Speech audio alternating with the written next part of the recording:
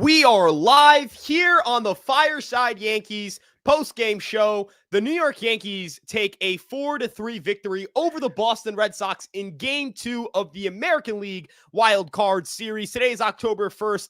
I'm Ryan Garcia. That is Chris Drew, and this is Fireside Yankees. Make sure you guys like, comment, subscribe. Let us know how you're feeling. First reactions, immediate gut feeling after the Yankees pull out the biggest win of the year to this point. They were facing elimination. They find a way to get it done. We have a lot to talk about in today's show. But Chris, how you feeling after that Game 2 win, man?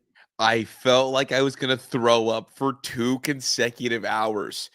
What a stressful game. Game on the line. It's never easy.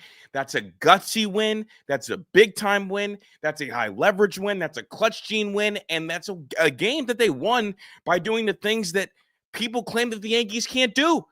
People claim the Yankees are bad at running the bases, and people claim that the Yankees are bad at defense. Those two things won them the game today. I am over the moon, especially considering that Cora treated this like it was must-have, do or dive. And guess what? We got to see you guys tomorrow night. I am ecstatic. What a win that was. And I'm going to be honest, I know this is not, I'll get into our first subject, but I'm going to be honest, when Rafael hit that ball, I almost died. I almost fainted. I almost lost it. I saw him hit that ball, and my immediate thought was gone. Like, I saw the way that Judge was running back. Like, you can kind of tell when they're going to catch it, because usually it's not a straight sprint to the wall. Judge had a straight sprint to the wall. Yeah. But once I saw Judge stop, once I saw him plant his feet, usually Judge is pretty good at this. When he does that, it's over. When he does that at the warning track, it's over. Mm-hmm. Instead, he stops, he pulls up, his glove opens up, and my world gets so much better. So, with that being said, let's talk about how the Yankees even got in position to win this game. Chris, I need to give you a shout out here, because there's 2 things you said before the show. Number 1, you believed that we needed to see an ambush. What did we get from Ben Rice? Ambush. Bang. 2-run bomb off of Bayo, set the tone. Set the tone immediately. Mm-hmm. Helped knock out Bayo, which played an important role, something we'll get into a little bit later. And then the other thing, and I'm not sure if you said this on air or if this was in a conversation we were having before we went live, but we talked about Jazz Chisholm's post-game reaction yesterday to not starting. And you talked about, this was a side conversation we had. You talked about how you think he's the kind of guy that's going to play well because of it. For the first 3 at-bats, it didn't feel that way. No. But after that point in time, Jazz Chisholm became a hero. Diving play on a Yoshida ball that takes an RBI single, 100% RBI single, almost the same ball from yesterday that he hit, and makes it an infield hit that is completely inconsequential because Story proceeds to fly out. And then he works a walk after trailing in the count. And then he scores first to home on a ball down the line that hits off the right field wall and ended up being a single. Chris, I cannot tell you enough. I can't stress enough how amazing it was to see these 2 guys basically win the Yankees a baseball game. Ben Rice, obviously there's so much pop in that bat. It's ridiculous. I think everybody knew the second that he touched that first baseball that it was leaving the yard. He had the other hit that was actually a harder hit ball, I believe, at 109, I think, that was scorching in the right field. He was seeing the ball really well and then got an single. But for Jazz, the thing that I think makes him, to me, I view him as a superstar, Ryan, because even when he's not hitting, you feel his presence. When he's not hitting, you feel him. And I think that's really important. And that is what makes playoff games, and that's what wins playoff series. Can you feel my presence even when I'm not hitting? That diving play, there's no shot that Rosario gets that baseball. There's no shot that DJ LeMahieu gets that baseball. There's no shot that 90%, maybe anybody other than Jimenez gets that baseball. He gets to it, knocks it down, almost makes a ridiculous play. And then again, the speed to go first to home on a ball that kicked off the wall, and the right fielder had a running start, and Eden has a big arm. Yeah, and I know I think he got hit by a foul. I think it was a bat that went flying. From Narvaez, and he had to dive, and he was grimacing with his right arm after. But as you mentioned, not only does he have a good arm, that's a really good throw. That was not on the defense. That was just Jazz Chisholm was going on the pitch, And not for a single second did he think I'm stopping. He was going to run until he either scored or the Red Sox made an incredible play. Bingo. And I think that if you're Jazz Chisholm and if you're the New York Yankees, I don't know how many guys have honestly the balls to do it and the speed to pull it off. I mean, I think it's just him and Dominguez, right? Like, I've seen Dominguez blow through a stop sign, which was awesome when he did, and they scored. But, like, even the slide from Jazz was so elite, dude. Like, picture perfect, hang it up. It's teach tape, like, really big-time stuff. And, like, I don't know where you were at, but when Austin Wells hit that, I was worried that he hit it too hard to score. Yeah. And then I was worried that the kick off the wall made the throw too easy of a throw for Jazz to score. But then as you see Jazz running third, it's like, oh, yeah, like it's go time. When you see the helmet off, dog, I'm a believer that if Jazz's helmet is off, he's safe no matter what. Yeah, and again, I was absolutely stunned to see that he scored there. But that is what Jazz Chisholm brings to the table. And again, that is the greatest turnaround. That was the greatest turnaround to that kind of game or to that kind of moment yesterday. And they needed it. They needed every moment. They needed every big moment like that. They needed, and I talked about it in the series preview. It's going to be the other guys that show up, and the other guys have showed up. Like Volpe has showed up. He's one of the other guys. Wells showed up in that moment. That's one of the other guys. We need the stars to be stars, and right now, like Giancarlo isn't really hitting, and Trent Grisham isn't really hitting. I know Trent had the double today, but Aaron's hitting with runners in scoring position, so we'll take that. But which one of the other guys is going to have their presence felt? And today, it was Austin Wells, it was Ben Rice, and it was Jazz Chisholm. And I don't feel good even calling Ben Rice and Jazz other guys because I think they're both superstars. But again, Austin Wells, great work today, great work. Austin Wells had a great day behind the plate. And he had a great day at the plate. He stole that like that. Any chance for that Duran strike three to be called a ball, he made that. Yeah, and when I was getting into a lot of heated conversations about, well, why did he start at catcher yesterday? That's why he's the best framer on the team. And in games like this, where if you look at the margin of error in these games, the Red Sox won by 2, the Yankees won by 1. In each of these games, the guy who recorded the final out was either the tying or go-ahead run. So the margins were razor thin. The Yankees have held the lead no greater than 2 runs. The Red Sox have not held the lead greater than 1 run all series. So when you're going to tell me in these games, what do you need? You need to make sure the plays are made and that somebody can grab a base here or grab a base there. And I've got to say, as you mentioned at the top of the show, the Yankees displayed an ability to outplay their opponent defensively and outplay their opponent on the bases. They we kind of look at some missed opportunities here. One of them was second and third, 1 out. Bellinger hits a fly ball to left field that's too shallow. And the next at bat was a Ben Rice rocket to right field that ends up getting caught. That scenario only was created because Trent Grisham stole third base. They caught the Red Sox sleeping. Yeah, swipe third. Exactly. So I think, again, like, when we talk about spark plugs, we talk about, like, galvanizing a team, Rice and Chisholm stepped in, and Chisholm prevented a run. He scored a run, and Rice brought in 2 runs on a home run. That is what, a 4-run swing off of 2 guys. You are not – we are going to have a live stream, a pregame and a postgame tomorrow because of those 2 guys. And that is what you'll have to see. And knowing, we'll get into this a bit, but knowing that the Red Sox have a bullpen game probably going tomorrow, I feel pretty comfortable putting those 2 back in the lineup. That's where I'm at. But, Ryan, game on the line. You need your biggest damn guns. Those are 2 of your big guns. Like, they absolutely have to be in the line. Like, there's not even a discussion. It's you go roll the same lineup tomorrow. Period. And I also think, in regard to like the lineup, I don't think, like, unlike Garrett Crochet, where like you worry he's going to go 7 innings, Conley early, the first sign of trouble he gets second time through the order, he's out of the game. You know what I mean? So like it's a little bit, it's different if it's a guy that I suspect Cora will keep in the game for as long as humanly possible. For Crochet, you try and platoon because you're gonna get 3 your starters are all gonna get 3 at bats against him. Yeah, a righty did not pick up a ball. Right. So in this kind of game, you suspect some other characters will have to get involved. Garrett Whitlock's not going to be available, but I'm not going to get ahead of myself here. Let's focus on the Yankees for a second here. Oh, I want to give Judgy props, dude. Like, yes, that Ben, dude, just not just the hitting, but the picking up the pitches that easily. Yeah. Like, he did the shoulder thing again for Ben Rice's home run. He picked up pitches. He picked up a go-ahead hit. Well, I don't know if you want to call it a hit, but it's a hit in the books. It was a very funny play. And I'm so glad Duran muffed it. Yeah, but still, I mean, hey, when you put a ball in play, good things can happen. Yeah. So I'm just talking about like his ability to like get to second and like pick up pitches. Yeah, he picked elite. up the signs beautifully. Mm-hmm.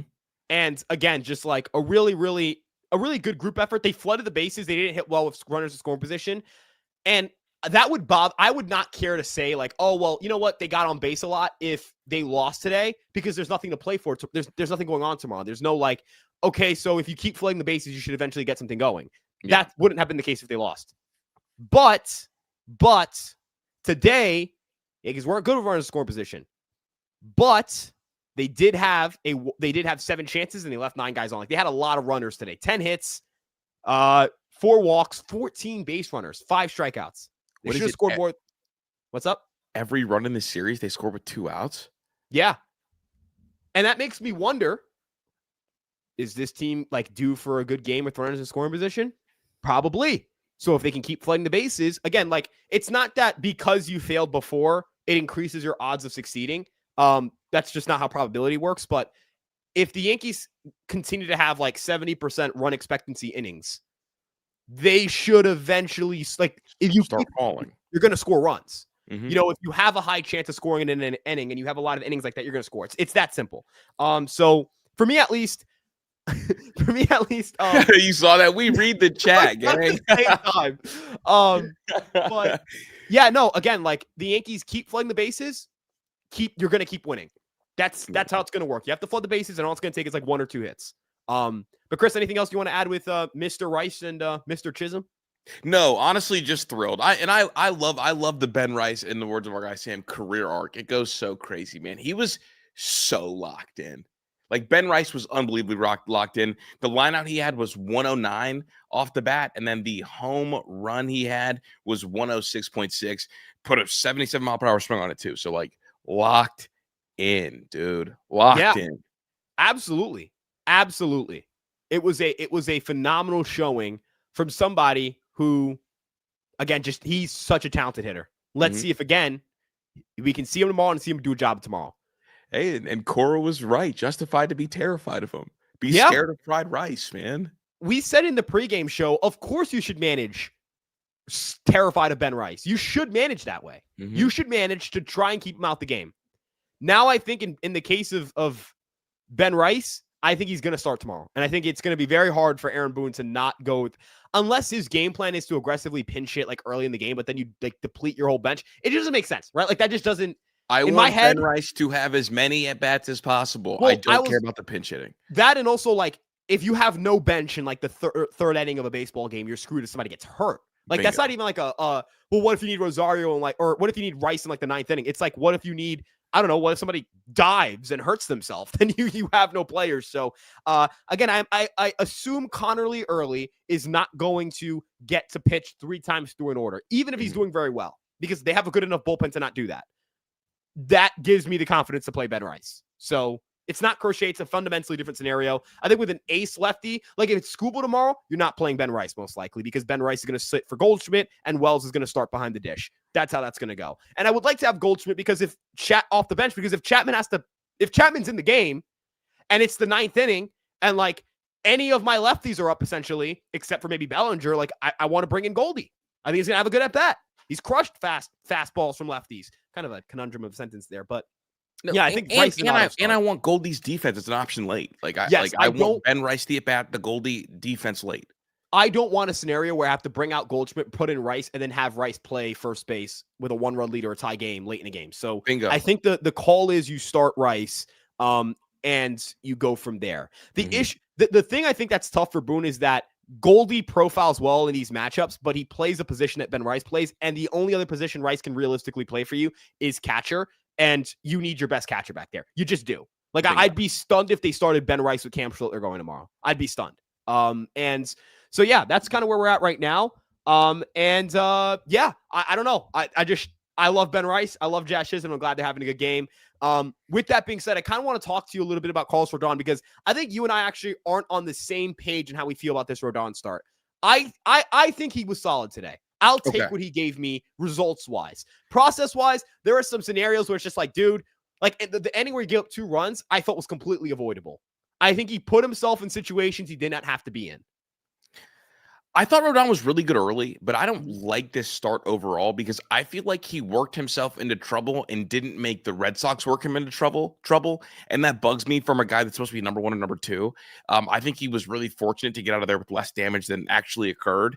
I think it took another worldly performance kind of from Cruz in a nail-biting inning to really help us out. But I do not think with the game on the line, with the season on the line, I don't think Rodon was as nails as I would have liked. And then for him to immediately give back the lead on a horrible pitch, I thought, at a horrible time, I was really bugged, and he didn't feel sharp to me after things started to shake up a little bit. So I was not impressed with the Rodon outing. I'm impressed with everybody around him. And I also feel like the internet bullied Boone into letting him kind of work through some things because there was absolutely no reason for him to go on that mound visit and let him continue. There was absolutely no reason. I feel like, so congrats. If you guys are wondering if Aaron Boone listens to you guys, he definitely got bullied into keeping him in. Yeah, I think that, I'm going to be honest, I actually really hated how Aaron Boone managed this game. I was like, why are you putting... That was a horrible moment from him. Yeah, I was just like, number one, how is like... I didn't think he should have pushed Fried if he didn't want to push Fried there. Like, I wasn't upset about it. I said that on the post game yesterday. But how do you let Rodon talk you out of it? Right. And then later on, and he got out of it, fine, cool. How do you let him start the 7th? You were ready to pull him in the 6th, and you started him in the 7th. Duran was the second hitter in that inning. Mm-hmm. Had Duran been the first hitter, fine. You follow basically the same script you did with Fried. But he loses the first guy, and it was not competitive. Not at all. He did not hit his spots. I know there were pitches on the corners, and if you're a box score watcher, you're going to go to the StatCast 3D. Well, if you're a box score watcher, maybe you're not using StatCast. But if you looked at the zone, you might go, well, Ryan, he clipped the edges. He just didn't get the calls. No. Look at how Wells caught those pitches. He missed all of those his locations every single time. And then he left them out there. I get it, it's Duran. I get it. It's a lefty. But like, you wouldn't have been in that position if you just pulled him when you should have in the first place. Because if I saw Rodon go 6 innings, 1 walk, 6 strikeouts, 3 earned runs, I'd go, I think you and I would be closer to being on the solid tier. But he melted down in that 7th inning. And as you mentioned, took an otherworldly performance from the defense, Chisholm, hello, and then Cruz making some big pitches. And honestly, Trevor Story just missing one. Trevor Story was 10 feet away from sending us all home. Mm-hmm. So I was really frustrated with the way he managed that inning. I was very upset about it. I thought it was a dumb managed inning. But shout out again to the bullpen for kind of doing a job. But again, for Rodon, wasn't his best. I'll take the result. I'll take the result is kind of where I'm at. Like, that's why I say solid. I'll take the result. You know what that outing felt like? Mm-hmm. It felt like those Luis Heel outings. I was legit going to say, the same way I preached this on game 162, that I am not saying I'm glad I don't have to rely on him in the postseason. Actually, you said this. You said the line, glad you didn't have to rely on him in the postseason, but happy with the result. Mm-hmm. I'm glad I don't have to rely on Rodon to like be my number 1. I'm glad that Fried is my number 1. But I'm happy with the result. He helped us win a baseball game. And the same thing rings true. The same thing rings true for Heel all the time. Like, the Yankees wouldn't have won 94 games if it was Carlos Carrasco pitching instead of Luis Heel. They would have won 90 or 91, whatever it may be. That's where I'm at with Mr. Rodon tonight. Yeah. Give me something better if we move on to the next round, which I hope we do. So that's kind of where I'm at with Rodon. It's just a lot of self-inflicted wounds. That's what I'm saying. Like, I think he's just too good of a pitcher and too experienced of a pitcher to be stabbing himself in the leg so many times. Yeah, if he doesn't walk Rafaela, he doesn't, like, we're talking about what's up with the Rafaela walk thing, man? It was dumb. And then even to like Story, people will go, well, don't you want him to like pump the zone, fill the zone? I do want him to attack, but he fell down 2-0 in the count. That's why he had to throw that pitch, or that's why he ended up throwing that pitch. Mm-hmm. You fell behind early. It's just something that I just don't understand how that happens. I don't understand how that happens for Rodon. As you mentioned, it's kind of a story of 2 games. The first 2 innings were great. 3rd inning wasn't, but then you get through the next 2 innings and you're like, you know what? It's 5 innings, 2-run ball. It's a strong outing. And then he just lost it at the end, and Boone didn't realize it until it was too late. Luckily, the bullpen did their job. That's kind of, I think, the way to button that up and transition us into the guys who bailed him out and did a job today. Bullpen, combined 3 innings, 3 strikeouts, 0 walks, 0, nilch, none. I don't know if I mispronounced that. 2 hits. What a performance from these guys. Fernando Cruz, again, is he lucky that Story missed? Maybe. Yeah. Do I care? Absolutely not. Did he attack the zone? Yes. He didn't walk the guy. Like, I would have been way more pissed if he walks him, right? Like, he made Story beat him, and Story didn't beat him. So what you got to do with bases loaded? 2 outs. Play in zone. Make somebody beat you. Exactly. That's what you have to do in that spot. Williams gives up the leadoff single. Falls behind 3-1. Bregman gives it up. I'm like, guys, got to get ahead and get in the zone. And what does Williams do? Induces a double play ball. Shout out Anthony Volpe. Shout out Anthony Volpe because that was a phenomenal defensive play. Big time. And then he gets the strikeout to end the inning. Legendary. That is I love playoff Volpe, dude. Just so you know. Oh, man. Phenomenal defensive day. Phenomenal defensive defensive series. He's been great. He hit a little bit, too. Yeah. Look, I know that today, he had a bad at-bat against Zach Kelly. But if you want to tell me that at-bat outweighs the fact that he turned that double play, you're crazy. You're just miserable at that point. That is the kind of play that you've begged your infield to be able to make all year. This team hasn't been able to turn the double play ball consistently enough. They've been towards the bottom of the league on Fangraphs in terms of defensive runs on double plays. And he turned a beauty. Not a great throw from Williams, although I'll take it. It's a catchable ball. Even if it got 1, it's still the point is you just need to get 1 there. Anytime it hits to the pitcher, you just hold pray. Your breath. You hold your breath. Pray. When they spin to second, you hold your breath. When they go to first, I'm usually fine. But when they make the spin to second, you're like, especially nasty guys, the better you are at pitching or the nastier your stuff is as a reliever, the more scared I am of you throwing that ball to second. Because you just go to aim it, dude. It looks horrible. And for him to plant and explode, that's a big time athletic play. Just for the record, to plant, explode, and get that ball there.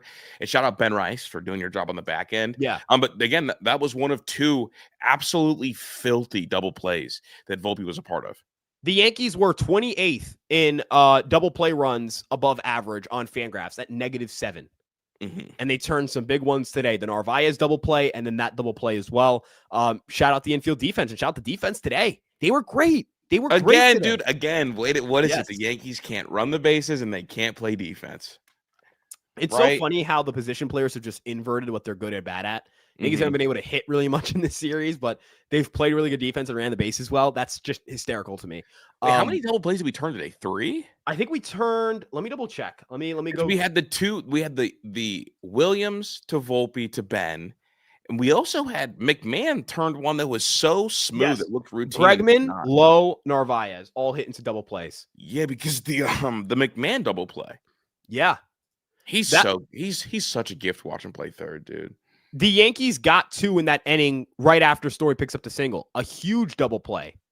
Huge. But again, that's the ability to turn to, and those are close. Those are bang plays too. A hesitation, a hitch, Rice not extending far enough, and it's safe. And it might turn into runs. You never know. You just never know in baseball. I know that, the Red Sox didn't hit a ton today, but you never really know. Again, shout out the bullpen. Great job. And you know what? Their recipe, Boone basically ran with the same formula as yesterday with a couple of alterations. His starter, he leaned on maybe too much instead of, some would argue, too little. I would argue just right enough. And in that spot, in that 7th inning, when things got dicey, he went with Cruz instead of Weaver. And Cruz got the job done that Weaver couldn't. Williams did his job. Bednar was better tonight than he was yesterday. This was the same game as yesterday. Same plan, same everything. Starter was a little worse. Bullpen was a lot better. And offense, there was more runs scored, obviously, but it was a very similar game. It was very similar. It just was. At least for us. For the Red Sox, we'll get into that again with their bullpen. Red Sox, it was a puzzle piece of pieces, man. Holy smokes. And a big reason for that is because with 2 outs, Austin Wells delivers a go-ahead, ended up being a game-winning RBI single to make it 4-3, and really this is where Garrett Whitlock's day took a turn for the worse. Because I think in Alex Cora's mind, what he was going to get after he gets Rice to strike out and stay in the ground out, Whitlock's going to get through this inning. I'm going to get through this game. I'm going to be able to go to Chapman in the 9th. I'm going to be good. Instead, Jazz works the walk. He's trailing in the count at one point. Wells gets a 3-2, and he knocks a single down the line. Jazz ends up scoring. Yankees take a lead they don't look back on. And it set the table for Volpe to work to get the single, McMahon to get the walk, and for more it taxed Whitlock. Whitlock was taxed. He's done. But Wells with a huge hit cannot understate the magnitude of that single. Huge moment. Give him MVP votes because he also catches. Yeah. I'm just messing with you. No, huge hit in a huge spot. And dog, like, honestly, I was kind of surprised. It felt like almost like a mismanagement to get Chapman up and hot twice after throwing him 2 innings yesterday, or an inning and a third yesterday. I'm going to call back to something that's crazy. Just a crazy callback. In 2021, Minnesota, not Ron Marinaccio, forget who it was. In 2021, it was one of these young guys who weren't very good in 21, comes in a blowout against the Twins. And the Yankees end up having to use Chapman to get him hot multiple times. They have to use him. The next day, they were leading. He gives up 2 home runs back to back. He gives up a home run, hit, home run, game over. I don't know why. When you mention the warm up and then sit down thing, that reminds me of that game because he had to come in, and it was he had to get hot so many times for no reason at all. They say it's like half an hour. Getting hot is like half an outing. And also, I don't think Chapman looked good in the first game. No, he was sitting 95 and then upticked it as he kind of went on. But they made him work, dude. Those bases didn't get loaded just at the snap of some fingers. He had to work. So I was shocked, not because he pitched across 2 innings. So it's get hot, pitch. You're a reliever now. Sit in the dugout, long in between. You're out there again. They make you work. And then the next day, they get you hot 2 different times. Mm-hmm. And they don't pitch you. And then you're presumably going to pitch tomorrow? That just feels like a lot. Now, I know that Chapman's the freakiest of the freaks. I know. But at some point, he's still human. Yeah. And that's still a lot. And he didn't look great yesterday. This is a game played by people, folks. This is what it is. It's a game played by people. I got the exact line here. Brooks Kriske forced Chapman to get hot because he took what was a 9-2 game and made it a 9-6 game. Yeah. He got hot. He doesn't come in, but he gets hot. He to get up and sit back down. And then the next day, 4 batters faced, 4 hits, 2 home runs. It's a lot, man. It's taxing on your body, man, because that's essentially going on back-to-back days if you follow the rule that getting hot is half an outing. Yeah. Again, we'll see if it affects him, but without without some of the middle, and this is where we'll get into the game 3 preview here. This is where the Yankees kind of got something more than just a win in this game. Obviously, you preserve your season. You get to live to fight another day. But tomorrow's a do or die, and Justin Wilson threw 23 pitches. Steven Matz threw 24. Garrett Whitlock threw 47. Slayton threw 18. Tolley had to pitch. Kelly had to pitch. Now, it's all hands on deck. I expect that everybody's ready. It's an elimination game. Right. And that's it. And in the same vein, the Yankees are going to have to use Williams and Bednar 2 nights in a row. Mm-hmm. And that does matter. And Cruz is going to have to pitch 3 nights in a row. And I don't know how many times these guys have ever done this. That's going to hurt. But for the Red Sox, the thing they did get to do was avoid using, Whitlock's there. They didn't really avoid anyone. Chapman's the only guy they avoided using, but he got hot. Chapman they avoided, but they got him hot twice. I was about to say, in my head, I'm like, who's the second guy? And it's Whitlock. Whitlock's the second guy. He's been there. I actually wrote this in the preseason, in the season preview I wrote before game 1.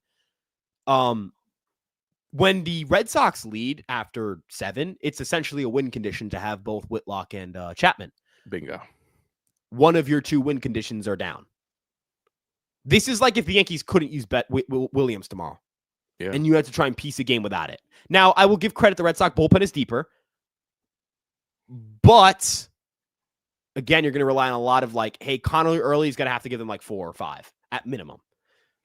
And this is where I could see Aaron Boone getting a little cute with the top of the lineup in a weird way. In a weird way. I will wonder if we see the same 2-3 stack for Judge and Bellinger. I think we'll see Judge 2. I think he wants Judge 2. I think we'll see Stanton 4, though. I know Stan's had a bad series, but I think you roll with what you know, and he's good. And And you'll see Judge, Rice I don't 5. feel the stats, but Judge it feels like Judge does really well with Stan right behind him. They could do that. Yeah, and the thing that I would like to see, lead off Rice. Don't lead off Grisham. Lead off Rice. Yeah. Lead off Rice. So well. Yeah, I'm not saying that because I don't like Grisham. I'm just saying it because I kind of, you know what? Just lead him off. Let's see what happens. Lead off Rice because he's just locked in right now. Put Judge 2. Puts either Stanton or Bellinger 3 and 4. I don't care, but I think we'll see Stanton, higher in the lineup than 5. And then see because if you could throw that kind of stack at early, dude, I don't like he can. You want to try to knock him out really early. The earlier you knock him out, the more you're going to force like Peyton Tolley to have to pitch 2 or 3 innings. And he threw one. He had one at bat against Grisham. Took him 7 pitches to put Grisham away. He only threw fastballs. Yeah, he really only has his fastball. 97. Yeah, and if he's only going to throw his fastball, I don't care how hard he throws. The Yankees are going to be able to hit that if he's only throwing his fastball. Guys like Bellinger, Judge specifically, if Judge only has to worry about the fastball. So for the Yankees, they're going to have to figure out ways to, I think, get him rattled early. And I think Rice to Judge, because Early's going to want to go after Rice, put him in swing mode. Again, it's just like, I think for Boone, if you can get some configuration of Rice, Judge, Bellinger, Stanton to go into the top 4, you're going to really rattle that young starting pitcher in his first playoff game. Will you be upset because it's early if they do decide to start Goldschmidt tomorrow? Or you think there's no way Boone does that? The reason I wouldn't be against seeing Goldschmidt is because I think he can hit early. Like I think he would do really well in that at bat. But I'm just scared of I'm scared of what would happen. I'm scared of the rest of the lineup at that point. I'm scared of not having Rice in there. I'm scared of those things. I'm scared of having to use Rice like in the 3rd inning of a game and then not having a backup first baseman outside of Cody Bellinger for the next 5 or 6 innings. I'm scared of a lot of things in that scenario. I don't think it's an easy decision. I think Aaron Boone's going to have to make some tough calls here. And I think Aaron Boone might have to make some unpopular calls here. We'll see. But I don't think he should fall into the trance of thinking that Connerly Early is going to pitch 5 or 6 innings in this baseball game. I don't think. Look at how quick he pulled Bayo. Dude, that was nuts. What was your – here we go, Ryan. What was your honest reaction to them going out there to go get Bayo? I was honestly stunned. I was shocked. What was the point of starting Brian Bayo if you were going to go to the bullpen game? The value of Brian Bayo is that he's a starting pitcher who has pitched a lot this year. He is going to be able to, in theory, pitch 5 or 6 innings. In fact, I was like, okay, after Rice hit the 1st inning home run, I was like, oof, he's probably going to get me 5. That stinks. That stinks. I really wanted to get to the bullpen today. I thought Cora got cute. I really did. I thought Cora got cute there. I didn't see a reason. And this is, I'm going to be honest, I criticized Boone's managing today. I thought Cora was awful today. I thought he was terrible today. He was so bad. Awful.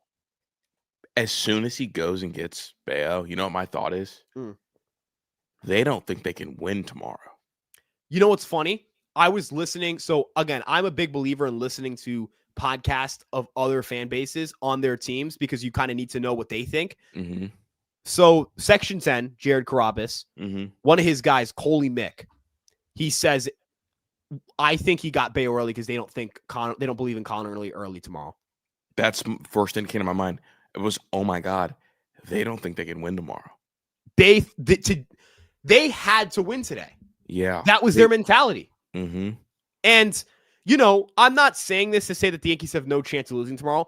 Cam Schlittler, in the same vein that Connerly Early is a rookie, although Cam Schlittler does have more starts under his belt, is also a rookie.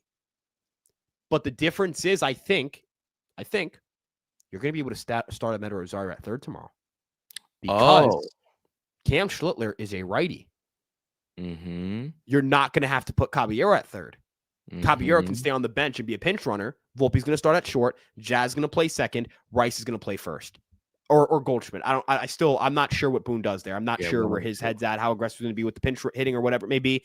But I know for a fact that Amed Rosario can play 3rd base tomorrow.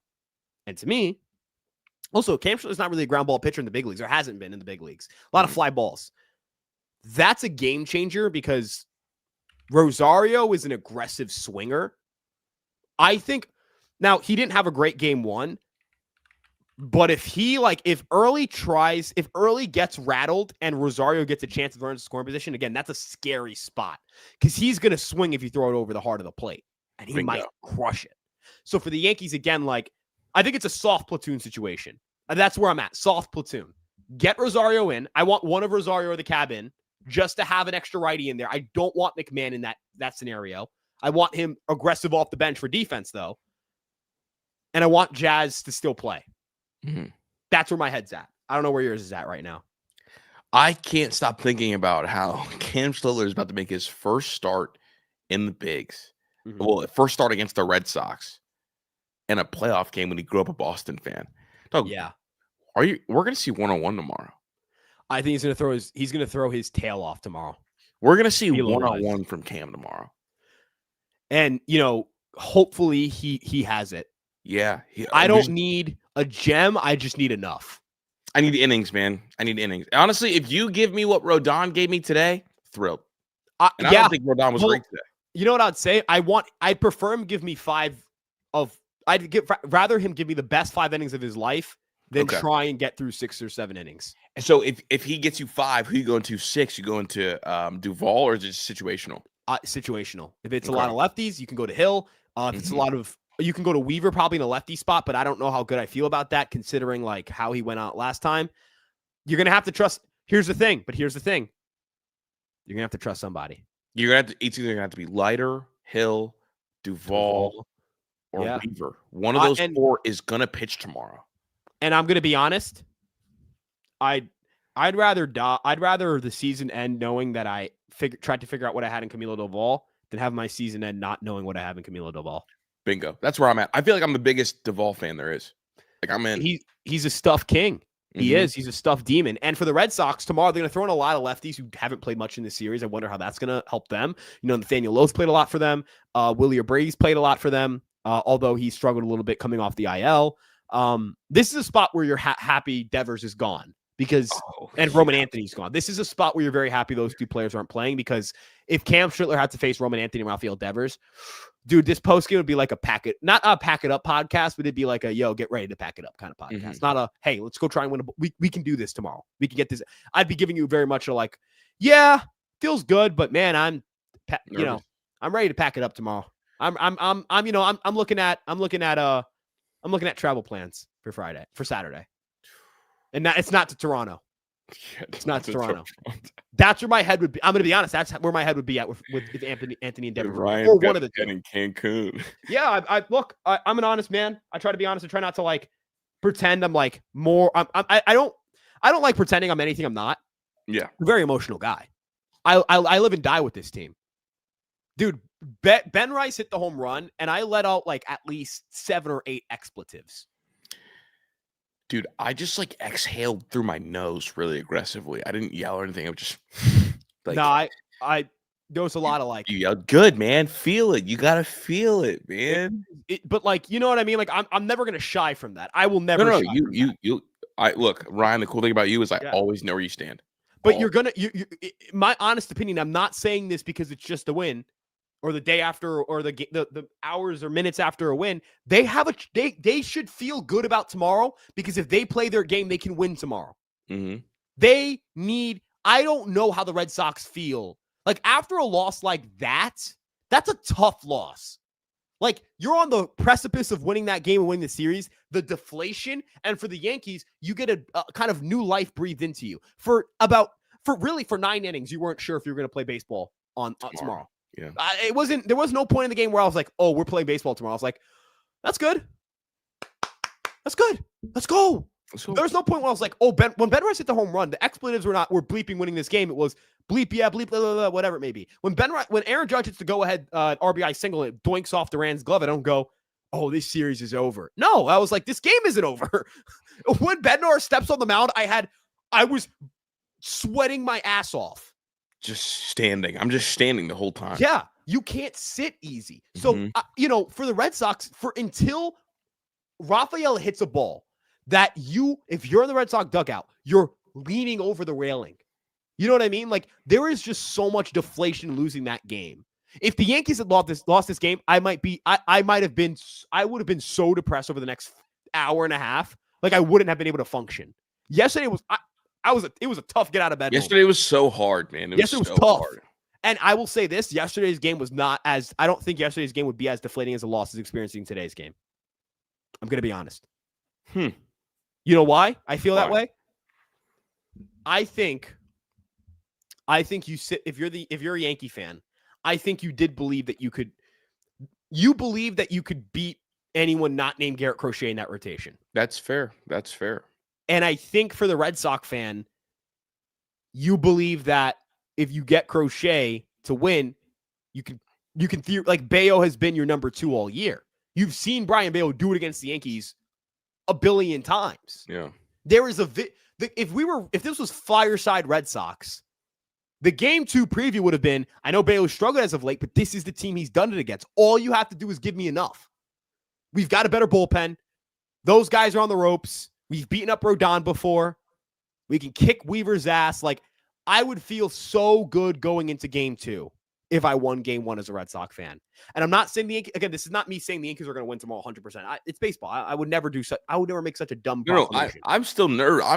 I'm really nervous. Yeah. Mm-hmm. But I'm just saying, like, I feel pretty good. Like, I feel like good. Not great, good. And I'm someone who I physically cannot believe the Yankees will ever beat the Red Sox in the playoff series because I think I'm cursed. That's why, honest to God, that's what I honestly feel. I feel like I would never see them beat them in the playoff series. I think I'm cursed. That was a very emotionally based kind of analysis there, but that's straight from the heart, man. No, I want to get you one. We want to get you one. And how crazy is it? So I don't know if you saw, but the Reds are up 2-0 on the Dodgers right now. Wow. So is every game going to go to a game? I'm going to be honest. I think the Reds are going to lose tonight still. Me too. I was just, it was more for giggles, dog. It's the Reds. Zach Littell is Zach Littell. No disrespect to Zach Littell. No, all disrespect to Zach Littell. I was going to say no disrespect just because, like, I got to give him props for one thing. Former Yankee farmhand. Yeah, man. We had a lot of Yankee farm shout outs today too. Yeah. I gotta be honest. I am terrified of Carlos Narvaez. I thought Connor Wong was playing today wrongfully in the preview show. I was like, why is he in the game? Hello? Mm-hmm. What's going on here? It's kind of funny though, like Bayo got knocked around and Wong wasn't catching. Dude, when I saw Narvaez come up, I'm like, oh no, Ryan. Well, I mean, again, like I don't know where I thought I saw that he was playing, and I was like, what? But Narvaez, it's so interesting. We had that conversation about like the metrics don't show it, but Wong's like really good with this stuff. Mm-hmm. Hey, if Wong starts, did Bayo start because Wong didn't start? That'd be kind of hilarious. That'd be pretty funny. Okay, I didn't realize Whitlock was a Yankee too. Yes, he was. Rule 5 pick after the COVID year, which the COVID year was like the hardest year for like teams to make analysis or have an analysis on prospects because none of them played a year. Mm-hmm. Yeah, it was impossible. Like guys would like come in throwing 99 and 21, and you're like, what the heck is going on? I have a weird question for you. What you got? Speaking of weird catcher stuff, I know I said I wouldn't do this, but my head's kind of spinning. Do you like have Rice catch early? I can't say early because that's the starter for the Red Sox. Do you have him catch like the first couple of innings and then bring in like Wells once you get early out the game? If you could do that, and then move Rice to first, is that like weird? Crazy? Is that insane to do? Is that like a completely bonkers? I'm not saying if Boone doesn't do this, he's an idiot. I'm just kind of spitballing here because I kind of want to see Goldschmidt idea. Because if you start him behind the dish, Cam Schiller's a high strikeout guy. Get through 2 or 3. Get how many times has Rice caught Schlittler? That's if he's only caught him like once or twice, it's not happening. There's no chance. Like this is dead on arrival if that happened. Because like I think the big reason why I didn't catch Fried is because, and I don't want Austin Wells to slit the. I want Austin Wells needs to play in this baseball game. I love Austin Wells. Mm-hmm. I'm just curious if like there is a way get Goldie and Rice in the lineup. I just wonder if there's a way to get Goldie at least one chance against early. Just give me one at bat. But again, that burns you late in the game if you need Goldie. Defense. Yeah, not even just that, like offense. What if you're trailing Inch Chapman, or if it's like, okay, crazy scenario here. Runner on third, 1 out, and like Austin Wells is hitting, and you don't have Paul Goldschmidt to go to. Like that is going to cost you your season potentially. Okay, Rice has caught him 5 times. He's a 2.45 ERA with Ben Rice. I'm wondering a couple of things here. I'm just the noticer. That is what I am. I just notice things. I noticed things. That's all. I just noticed things. Do you want to talk about early real quick? Yes, our guy let's talk about Steve-O Mr. said, Connerly. yeah, said, can you evaluate him? So I would love your thoughts. I mean, you're the guy when it comes to this. I know he had 11 Ks in his debut, but he's not like a flamethrower. No, Connerly early is like very much weird shape on the, or not weird shape, good shape fastball from a weird arm slot. Like it's not elite ride, but relative to where he releases the ball, it's elite ride. Okay, so like a unique fastball. Yes, good extension. Really good ability to mix up his pitches. His pitchability is very good. Can kind of like decide, you know what? No, it's more sinkers today, fewer four seamers today. He has 5 pitches he uses at least 11% of the time, and he can throw a 6th pitch in that sweeper, specifically against left-handed batters. And that sweeper has a good amount of movement and a good amount of depth. He's got good stuff. Like I think this was really weird. I said this to Sam a couple times, and like, I don't know if he agreed. And like, I've gone back and forth on this, but looking at tomorrow, I'm pretty confident in saying this. I am upset that Lucas Giolito is not pitching this game. Same. I really wanted to see Lucas. If Lucas Giolito was on the bump tomorrow, I'd be declaring we're winning this game. But the issue with early is that he has got like wicked good, like his arm angle is just weird. And it's not like he's done it all against like bad teams. I know he's only pitched against the A's twice and then the Tigers. I get that. But like the A's can hit, man. The A's are not a bad offense. They're a really good offense. And he faced them twice in a row and used 2 different mixes against them. He's got a deep mix. Yeah. He's got a deep bag. 4-seam curve change, sinker, slider, sweeper. That's deep, man. It's the year of the mix. It's deep. Got good extension, 6.9. I mean, his Savant page looks good. All the metrics look good. I mean, what comparisons based on movement and velo? They got Rodon, Kyle Harrison. Yeah. Okay, so this is an interesting tidbit. For Connerly early, he is not like pitched particularly deep into games this year. Like he's not getting like I think his first start was 5 innings. His most recent start was 5 innings, 5 1/3, 4 innings, 5 innings. Okay. So he's a 5s guy. Yes. I wonder again, like knowing that he's playing, that this is a playoff game. I'm just curious to see how long he gets to pitch in this game. First time through the order, he is brilliant. That makes sense. His stuff is really good. It's funny because his first inning ERA is 4.5. Yeah, I mean, it's the thing is ERA and like it depends on what you're looking at. Like certain splits, it'll show WOBA versus like ERA, and like that's where it's a little bit weird. But like I'm not sure he's going to go deep in this game. I've said that like 50 times already. I'm just curious. That's all. I'm just curious to see how they use him. I'm curious to see what their game plan is. If he's pitching really well, do they kind of ride him out and let him pitch, deeper in the game than I think? This depends. But this is why the first inning is so crucial. Because if you are Aaron Judge and you're able to deliver that big blast in the first inning, Alex Cora is getting this guy before he faces Judge again. You know what I mean? Like the amount of times Alex Cora is going to let Aaron Judge see Connerly early is dictated by Connerly early. Bingo. And that is something that like changes the complexion of this game. So I'm going to say this right now, Chris, and this, I know we've been previewing game 3 for longer than maybe any segment. Aaron Judge, his first at bat is deciding the series. Proclamation. First at bat decides the series. It doesn't even have to be a home run. If he rips a double off of him, Alex Cora is not letting early face him again. Declaration. Aaron Judge sets the tone. Aaron Judge is going to dictate how long Connerly early pitches in this game. It doesn't look like he's looking to go big fly right now.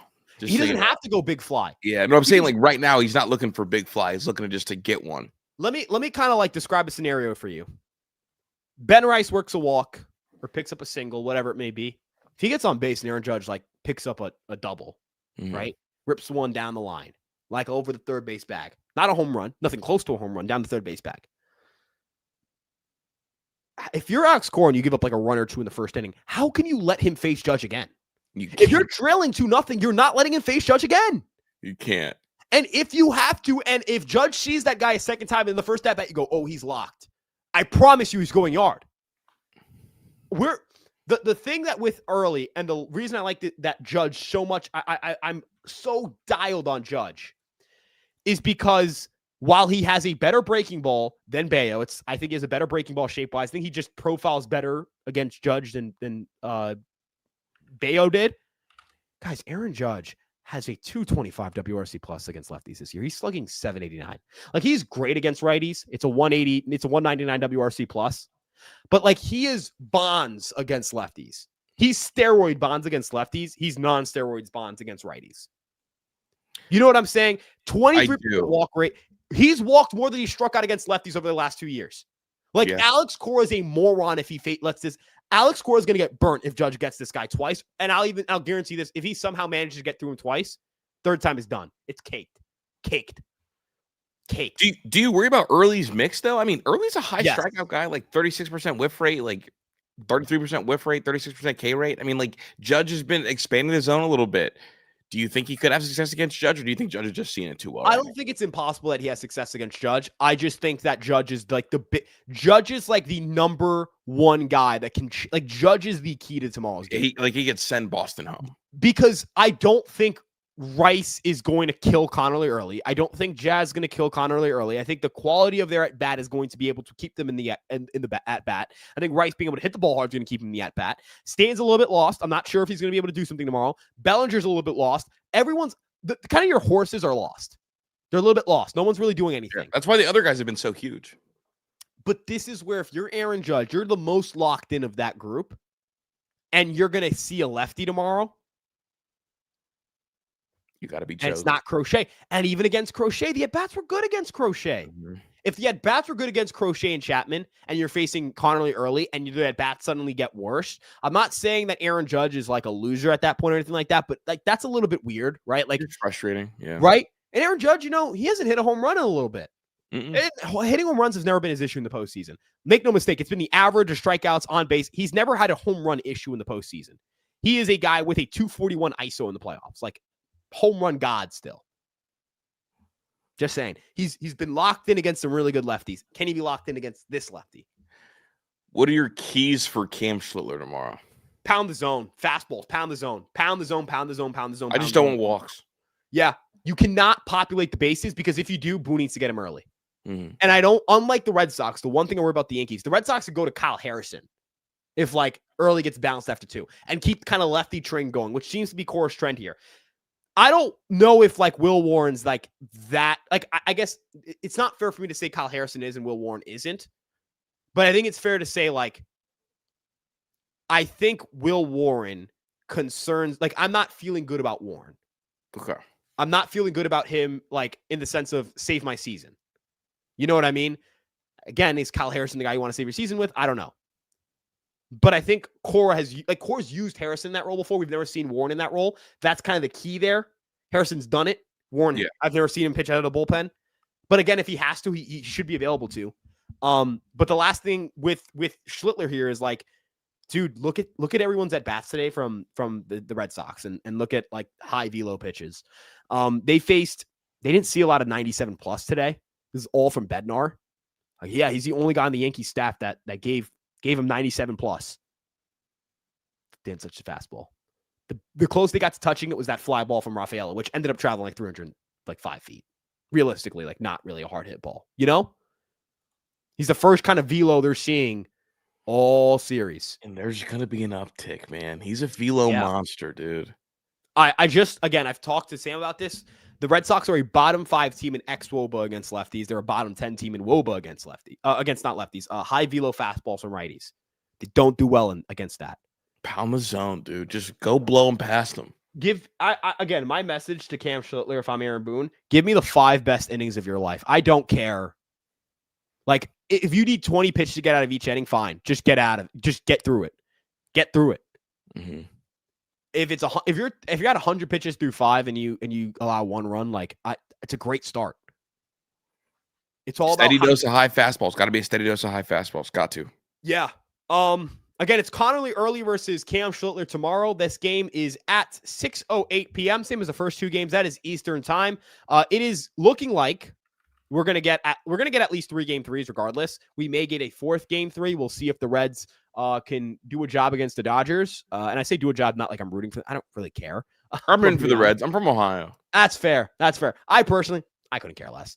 Same, I don't to like be have honest. like everyone like loves rooting for the engine that could. I'm a big market fan. So I am used to like hating those kinds of teams. So absolutely not on my watch, folks. Big market solidarity. But yeah, Connolly, early, Cam Schlittler, battle of the rookies. Really excited to see how this goes out. And you know what? Big kind of legacy kind of game for Schlittler. You know, big game for Schlittler. See how things go here. But yeah, we'll see how things go. Chris, any final notes you got? I can't wait to see you tomorrow, big dog. I can't wait either. Hopefully, hey, game 3, tomorrow's either the final game of the year or we talk about Toronto. We'll see how things go. Yeah. Thank you guys again so much for tuning in. We really appreciate you guys checking out the Fireside Yankees post-game show, whether it's on YouTube, Twitter. We really appreciate it. And if you're watching on Twitter, come over to YouTube, subscribe, like, comment, all that stuff. If you're watching on the YouTube, follow us on Twitter. The handles for that, Instagram, Facebook, and TikTok are at Fireside Yankees. And you can check out our website, empiresportsmedia.com, for written coverage on all of your favorite New York sports teams. Finally, follow all of our Twitter pages. I'm at Ryan Garcia ESM. Next to me is Chris at Christopher Drew _ on Twitter. It's with a K and an R, not a C and an H. Make sure you guys remember that. Thank you guys so much for tuning in. Have a great rest of your night. Let's go Yankees, and peace out.